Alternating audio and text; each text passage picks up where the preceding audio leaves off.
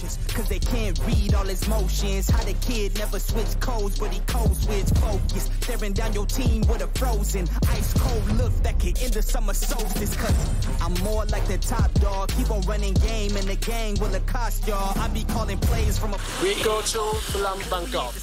Guys, we are in the Klan Toya area. This is the largest and oldest slum area in Bangkok. It is also locally called Klan Toya State, or even Klan Toya Island, because it lives completely by its own rules and by its own laws. Be careful, this is a very dangerous area. Bandits, drug addicts, everything. And a weapon?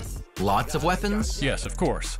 The To Klan is almost the center of Bangkok, where up to 100,000 people live in makeshift huts, according to various estimates. Its toughest areas are located along the railway. People here live right on the tracks. Every morning and every evening there are trains. You have to hide at home. Part of the area is located directly on the railway. And here, even by slum standards, is a real tin can. Look, they live, in fact, in houses generally made of rags and splinters. This is a local public shower room for several houses, and this is the toilet. We won't even look in there, guys. It's already clear from the smell that you can't even go in. Toilet. The houses themselves don't look any better from the inside.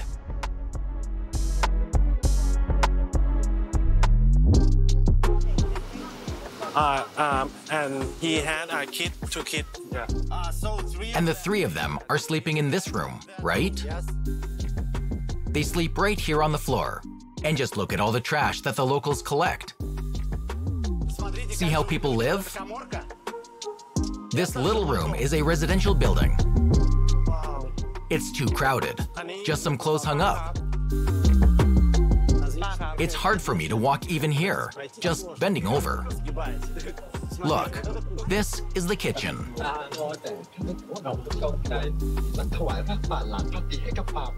Just look at the width of the doorway so that I can barely enter, if you can call it a doorway. Sorry for the TV sound. I can't fully straighten up here, so I'm standing on half-bent legs. The houses look like some sort of warehouse of small items in unthinkable quantities, but people strictly guard it. There are locks on the doors everywhere. Most of the houses here are made of just about anything. This one, for example, is made of a tin roof. Here, the house is clearly made of plywood. Even the door is made of a sheet of plywood. It is interesting that old advertising banners are often used as a roof, which they find on the street, tear down, and accordingly, cover their huts with them. Here, look, under the car overpasses, there are several luxury homes in this slum area. This house, for example, look, two-story, with a wonderful balcony. Well, from the balcony there is a view of the parking lot. And of course, it's spacious inside. Something even like a bar has its own, a spacious two-story house. It always strikes me that the slum area has its own poor and its own rich. The wealthiest ones even have air conditioning in their shack. Local celebrity rapper Naichi Tiger leads us through the Klan To area.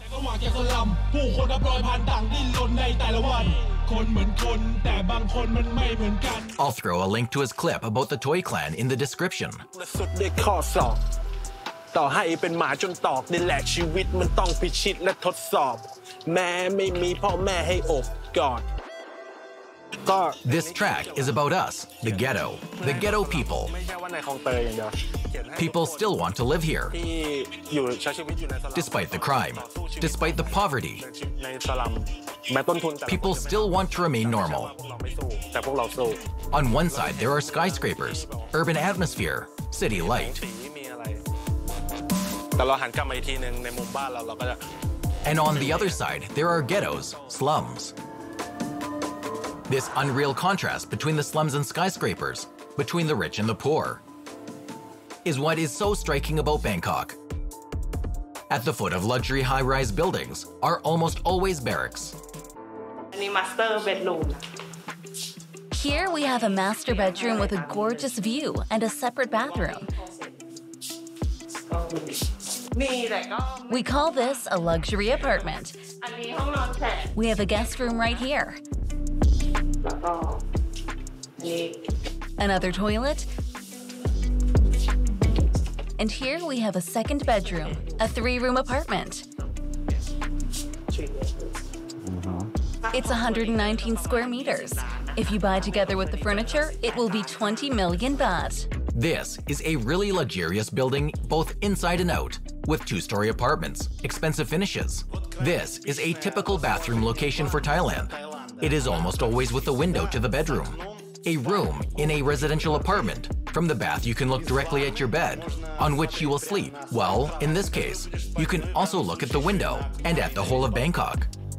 And now, look that in this neighborhood, there are cheap 2-story huts, some of which are self-occupied. A purely banking view, of course. Look at the skyscrapers here, the business center, the Golden Buddha statue over there. It's really not the same Golden Buddha that is also located in Bangkok, but he is in the temple inside the premises. And here are the slums.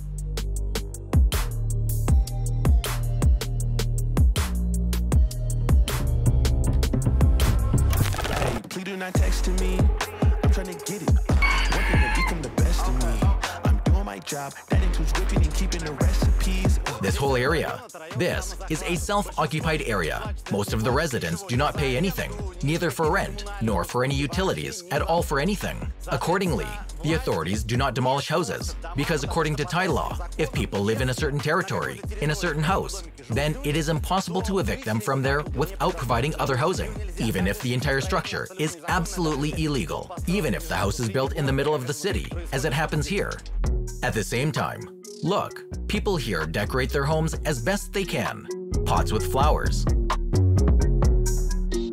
Here, see one of the residents. In order to somehow decorate his house, hung here photos of the most beautiful places in Thailand. In general, I must say that Thais are very fond of their country, very proud of it, even living in such slums.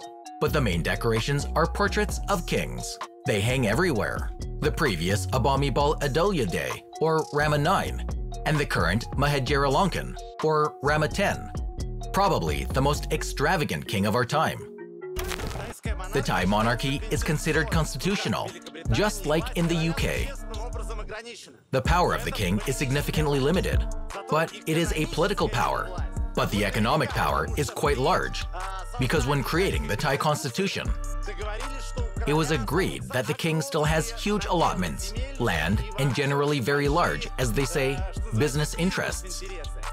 In a sense, we can say that the Thai king is such a major oligarch. Business magazine, SIA World, recently presented a ranking of the richest kings in the world. The Thai monarch is on the first place there with a fortune of $43 billion. Next comes the King of Brunei, who has $28 billion. Then the British Queen Elizabeth II was still alive. Her fortune was $520 million. Started as an East Coast vibe, now I'm going worldwide. We got this bitch going crazy. Here, guys, is the most famous in Bangkok, Ghost Tower, the most famous unfinished building in the city. It was laid back in the early 90s. The Asian economic crisis hit in 97. The construction site stopped. In parallel, a criminal case was opened against the owner of the building. In general, a quarter of a century. This house, this high-rise, cannot be completed. About $1 billion were invested in it, translated into current money. So this is officially the most expensive platform in the world for advertising wireless headphones. The building is already overgrown with bushes and trees, and some balconies have turned into a rainwater pool. Poor people are constantly settling here, although they are being driven out. Just look at the view from this building. The most gorgeous slums of Bangkok, and maybe the world.